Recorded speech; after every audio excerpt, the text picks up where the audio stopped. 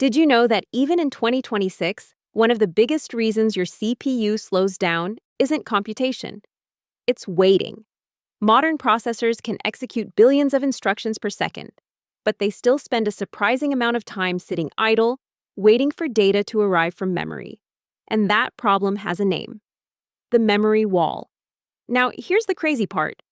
What if a large language model could look at a program's code and tell the CPU exactly how to fetch data more efficiently? Well, that's exactly what the researchers behind PF-LLM set out to do. In this video, we're going to deconstruct this research paper, which is about large language model hinted hardware prefetching. By the end of this video, you'll understand how an LLM is being used to improve one of the most fundamental pieces of modern computer architecture, and why this could be the beginning of AI-guided microarchitecture. Let's start with the problem. Even though we now have multi-core processors, GPUs, and powerful accelerators, single-core performance still matters a lot. Why? Because of something called Amdahl's law. No matter how many cores you add, a program is always limited by its sequential parts. If one section can't be parallelized, it becomes the bottleneck. And one of the biggest bottlenecks today is memory access. Think of the CPU as a Formula One race car and main memory as a warehouse hundreds of miles away. The CPU can process information incredibly fast, but whenever it needs data that isn't in cache, it has to wait. And that wait can cost hundreds of CPU cycles. So engineers came up with a clever trick called prefetching. The idea is simple. Instead of waiting until data is needed, predict what data will be needed next and load it into cache early. If the prediction is correct, the CPU never has to wait. And performance goes up. Sounds great. But there's a catch. How do you predict the future? That's the job of a hardware prefetcher. A hardware prefetcher is basically a prediction engine inside the CPU. Suppose a program accesses A0, then A1, then A2. The prefetcher notices the pattern and quietly fetches A3 before the CPU asks for it. When the CPU finally needs A3, it's already sitting in cache. No waiting, no stall, just speed. Over the years, researchers have built many different types of prefetchers. A next-line prefetcher simply grabs the next memory block. A stride prefetcher learns fixed jumps, like +8 bytes every access.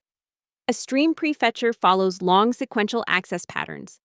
A spatial prefetcher fetches nearby data because related information is often stored together. And temporal prefetchers learn patterns that repeat over time. The problem is that real programs don't behave in just one way. Sometimes they're streaming through arrays. Sometimes they're walking through structures. Sometimes they're chasing pointers. And sometimes they're doing all of these things within the same application. So no single prefetcher is best everywhere. That's why researchers created something called a prefetcher ensemble. Think of it like having a team of specialists instead of one expert. Each prefetcher is good at a particular pattern. The challenge becomes deciding which specialist should handle which memory access. And that's where things get messy. Choose the wrong prefetcher, and you can fetch useless data. That useless data consumes memory bandwidth. It occupies cache space. And worst of all, it can kick out useful data that the CPU actually needs. So modern ensemble systems spend a lot of effort learning which prefetcher to use, but they usually learn online. In other words, while the program is already running, that's like learning how to drive while you're in the middle of a race. It works eventually, but the learning process itself costs performance. And hardware has another problem. It must make decisions incredibly fast. We're talking fractions of a nanosecond. That means hardware can only use very simple logic. It doesn't have time to analyze hundreds of lines of code. It doesn't have time to understand what the program is actually doing. And that's where the authors had an interesting observation. Human programmers can often look at code and immediately recognize memory access patterns. For example, if you see a loop walking through an array, you know that's probably a stride pattern. If you see fields inside a structure being accessed together, you expect spatial locality. If you're reading a string character by character, that's a streaming pattern. And if humans can recognize these patterns from code, could an LLM learn to do the same thing? That's the core idea behind PF-LLM. Instead of making all prefetching decisions at runtime, Move the hard decision-making offline. Give the problem to a large language model. Let it study the code. Then let the hardware use the model's recommendations later during execution. That's a pretty radical shift. Instead of hardware guessing in real time, AI becomes a prefetching advisor. To understand why this works, let's look at a simple example. Imagine a banking application. Some code loops through an array of accounts. Each account occupies the same amount of memory. An LLM can recognize that this loop is moving through memory with a fixed stride. A stride prefetcher would be a great choice. Now imagine accessing a person's age inside a structure. The person's name and country code are stored nearby. The LLM can infer spatial locality. A spatial prefetcher would make sense. Now imagine reading a long string. That's a streaming pattern. And finally, imagine a lock operation. Those are sensitive synchronization operations. You generally don't want aggressive prefetching there. The key insight is that all of these patterns are visible directly from code structure. The CPU doesn't need to discover them through trial and error. The LLM can recognize them ahead of time. So how does PF-LLM actually work? The system has two major components: PF-LLM itself, and something called the LMHint Prefetcher. PF-LLM operates completely offline. It takes assembly code as input, not source code. Assembly. Why assembly? Because every program eventually becomes assembly, even closed-source software, even binaries where source code isn't available. The model analyzes 128 lines before a memory load instruction and 128 lines after it. That's 257 lines of context. For each load instruction, PF-LLM predicts three things. First, which prefetcher should be used. Second, how aggressive the prefetching should be. And third, whether some memory requests should be filtered out to avoid confusing the prefetchers. Those predictions are stored as hints. Then comes the second component, the LMHint Prefetcher. This is the hardware side. When a load instruction executes, LMHint looks up the corresponding hint. The hint tells the hardware exactly how to handle that memory access, which prefetcher to activate, how aggressively to fetch, and which request to ignore. Instead of learning everything from scratch, the hardware starts with guidance from the large language model. Think of it as getting answers before the exam starts. But where did the LLM learn these decisions? The researchers needed training data, lots of it. So they used the ChampSim simulator. They ran programs repeatedly using different prefetchers and different configurations.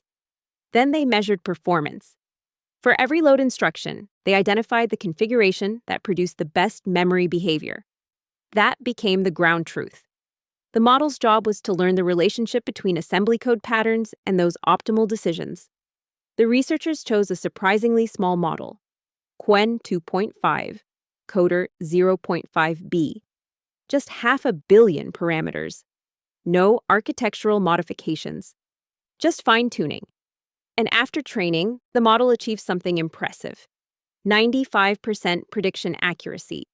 That means PF-LLM correctly predicts the optimal prefetching policy about 95% of the time using only static assembly code. And when it makes mistakes, its predictions are often the second best choice. So performance remains close to optimal. Now comes the most important question. Does it actually make processors faster? The answer is yes. Compared to the best single hardware prefetcher, LMHint improved IPC by 9.8%. IPC stands for instructions per cycle, one of the most important processor performance metrics. And compared to state-of-the-art ensemble approaches, LMHint improved IPC by 18.9%. That's a huge gain in computer architecture research, especially considering that no additional complex online learning hardware was required. What's even more interesting is why it works. Traditional ensemble systems have to learn while the program is running. PF-LLM already knows the best strategy beforehand. So when program behavior changes, LMHint doesn't need a learning phase. It immediately switches to the right policy. No trial and error. No adaptation delay. Just instant decisions. The researchers also tested the system on real-world workloads: Apache web servers, MySQL databases, RocksDB, Search engines. The gains were smaller than spec benchmarks, but LMHint still consistently outperformed existing approaches. And that's important because real applications are often limited by storage, networking, or other bottlenecks, not just memory. Of course, no research paper is complete without discussing overhead. Generating hints isn't free. PF-LLM must analyze every load instruction in a program. But because the model is small, the process is surprisingly practical. Generating hints for the entire Spec 2017 benchmark suite took about 38.5 minutes using 8 NVIDIA H20 GPUs. For comparison, compiling the benchmarks themselves took over 25 minutes. So the hint generation cost is a reasonable one-time expense. Storage overhead is also modest. Each hint requires only 7 bytes. On average, the total increase in program size is about 7%. Considering the performance gains, that's a trade-off many architects would gladly accept. But perhaps the most exciting part of this paper isn't the performance numbers. It's what they represent. PF-LLM is one of the first demonstrations that an LLM can directly influence low-level hardware decisions. Not code generation. Not chatbot interactions. Actual processor behavior. And once you accept that idea, a lot of possibilities open up. Could LLMs help branch predictors? Could they improve cache management? Could they guide scheduling decisions? Could they help future CPUs understand programs before execution even begins? PF-LLM might be one of the first real steps in that direction. So, the next time someone says LLMs are only useful for generating text, remember this paper. A 500 million parameter model looked at assembly code, learned memory behavior, predicted optimal prefetching strategies with 95% accuracy, and helped processors run significantly faster. If you enjoy breaking down cutting-edge research papers at the intersection of AI and computer architecture, make sure you're subscribed because there are a lot more fascinating ideas like this coming soon.